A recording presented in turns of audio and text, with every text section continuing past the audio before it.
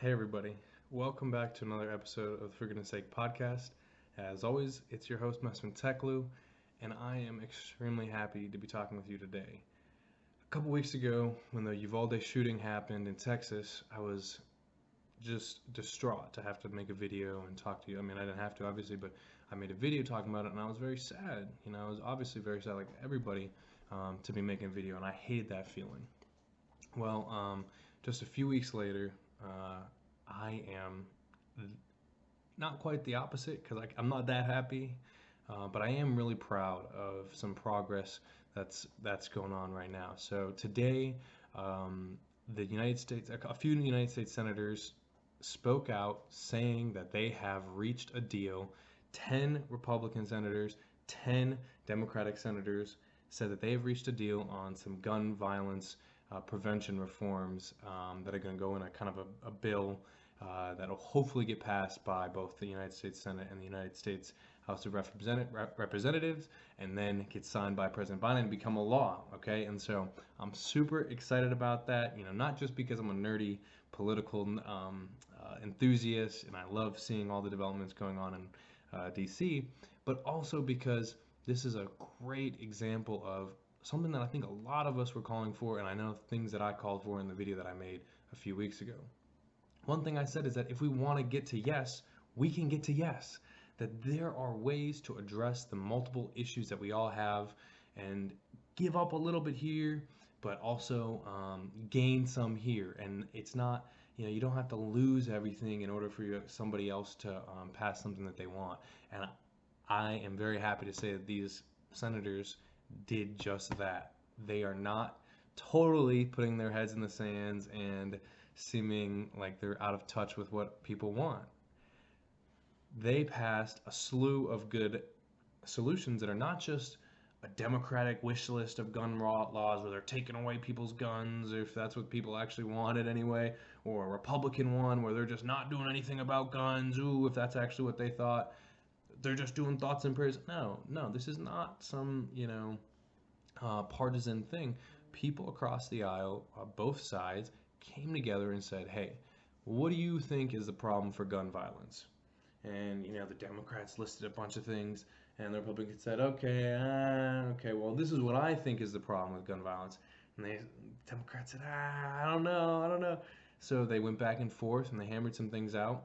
One thing that was in the news for a while was like, a lot of Democrats wanted to get a ban on selling guns to people that are under 21, right? If you're not 21 years old, you can't do it. You can't buy alcohol under 21. You can't, buy cigarettes in most places these days. You shouldn't be able to buy a gun, right? So that was the idea. Unfortunately, this is how the art of compromise works. They didn't get that. And I was following this for the past couple of weeks. I thought, there's some Republican willingness on it, so I thought maybe it would happen.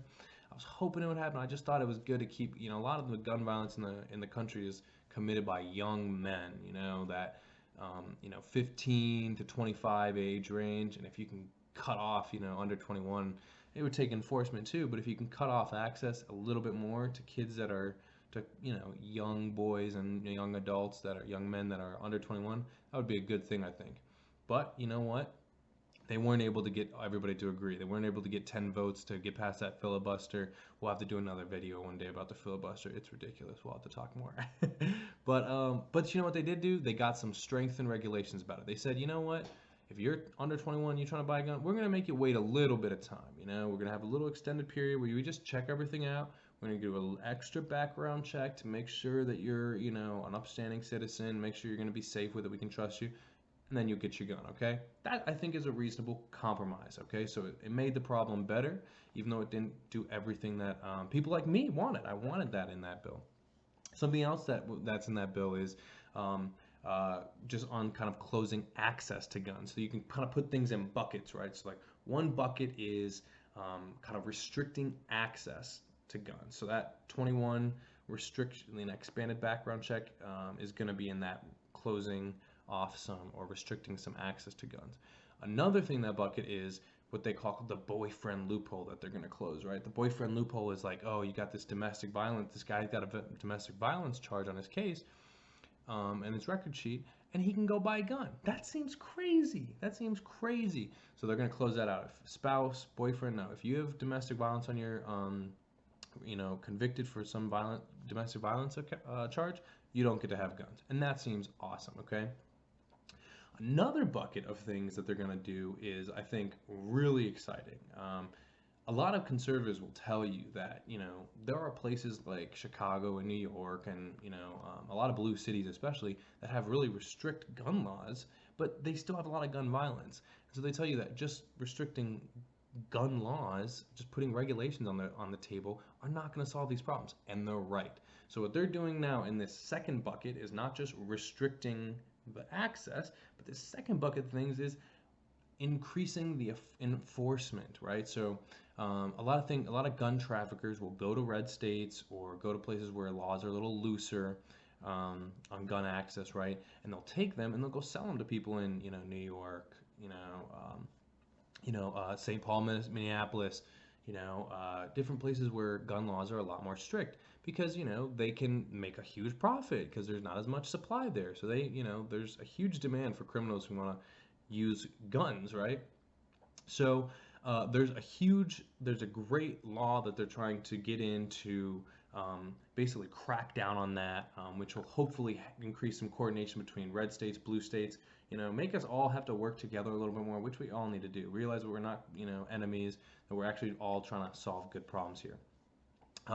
Finally, there's also a very interesting thing that I think is very, very good, and I can't wait to see what they do with it. We don't have any details on any of this yet. The bill isn't even written, but this is the framework that they agreed upon. The third bucket of what they did is they have agreed to spend, billions on funding for mental health and school safety. So I don't know what that means. They said some of it is building out a community. This is quoting from a senator on Twitter, Chris Murphy, one of the lead negotiators of this on the Democratic side. Him and Senator John Cornyn from Texas, Republican, kind of took the lead on negotiating all this stuff out. So Chris Murphy tweeted out that, they're actually going to try and build out a nationwide mental health, community clinic system, right, where there's going to be increased access to mental health services, and then there's going to be community, school safety stuff that they're going to have some money for as well. So it's very interesting how, they proved that when you compromise, it's not just I give up what I want just so you can have what you want. No, that's not compromise, okay? So that actually is a perfect segue to our quote of the day. The quote of the day is by Frank Sonnenberg. He's a writer. And in a book he wrote, he said that compromise is a win-win strategy. Because compromise is actually, I get a little bit of what you want, and in return, you get a little bit of what you want, okay? That's how compromise works. That's how policies can work when we work together, right? If you think about everything in the strategy, in the lens of it's a Democrat versus Republican, or whatever identity it is, whites versus blacks, old versus young, whatever it is, men versus women, you could break down all the identities we have. If you think about it through the lens of the gays versus the straights and the everything in between, you actually end up, one side has to win. It's a fight, and in a fight, one side has to win or everybody loses. That's it. And what you end up finding out is that, yeah, when you go for elections, somebody has to win, okay? When somebody runs for president, two people typically, more people run, but eventually it gets down to like two people, and eventually one person will win. There's going to be losers. Most people don't even want the people who win anyway, But so really everybody ends up being a loser. But there's going to be a loser on a Democrat or Republican side, or whether it's Libertarian Party, Green Party, whatever you want to call it. There's always going to be a loser in elections. But what we have to remember is that when we actually work together to solve problems, there doesn't have to be a loser. If I am thinking on my local town election, and I'm just thinking about my local politics, I'm like, I know that we need a bike lane, right? Like, I don't know, I just think bike lanes are so important. We need a bike lane on this main street that everybody drives, right? Let's get a bike lane in there. And then I go bring that up to somebody who doesn't really care too much about bike lanes, but he's like, well, I actually think we need to have an apartment complex. We need more housing. It'll actually make everything cheaper for everybody. So we need an apartment building right next to the library. It'll be great. The bus comes right by there, it's by a library. Everybody will like it. if you support my apartment right next to my library, I'll support your bike lane. That's actually a win-win. I don't really care about the apartment. Go ahead. I'll support it for you. You support it for me. So we have to think in the sense of how can we all win? It's not zero sum. It's positive sum. We can all get a little bit. We won't get everything. We won't get everything we want. I won't get the bike lane and the train, and the new airport or whatever. And he won't get, 15 apartments that, go sky high. He's not going to get all that either. And lady down the street's not going to get 100 new schools in the area. No, we'll get a little bit. So we won't get everything, but we'll get a little bit. But we can all get a little bit. We can all share in the gain. So I'm super happy. I'm super excited because they totally proved that we can actually come together and put some craziness behind us. January 6th, hearings are going on. We're seeing all this craziness about people in this deserves a video of its own, but I mean, people in Trump's own family were like, look, is this guy, we might have to, get him out of office. This is really bad. There was so much craziness going on during the Trump years, and, everybody was thinking that everything was the biggest crisis in the world. Sometimes there were some huge crises, so I'm not blaming anybody, but sometimes things can just be a little bit turned down, and I think that now, especially that Trump's out of office, there's a little more sanity, and we need to focus on that sanity. We need to actively look for that sanity, because if we want to just look at the Marjorie Taylor Greenes of the world, or the loudest people in the Democratic Party saying the craziest things, it's the same thing. You can find the extremes on both sides and make sure that everybody knows that it's a huge issue, a huge fight, and everything's just, the last fight to end all fights, it's the most important thing ever.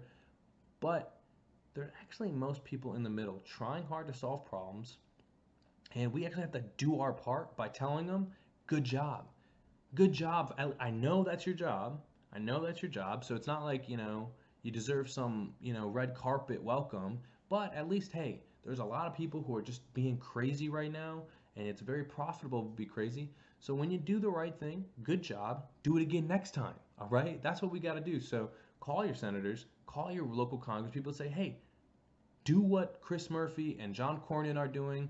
Do what these folks, Kyrsten Sinema and Joe Manchin and these other folks who are going across the aisle and saying, how can we solve problems together? It actually makes us all win. All right, guys. Till next week, much love, and I hope you enjoy the beginning of summer here. I'm really enjoying it so far myself, getting a lot of nature, so I hope you do it as well. Take care.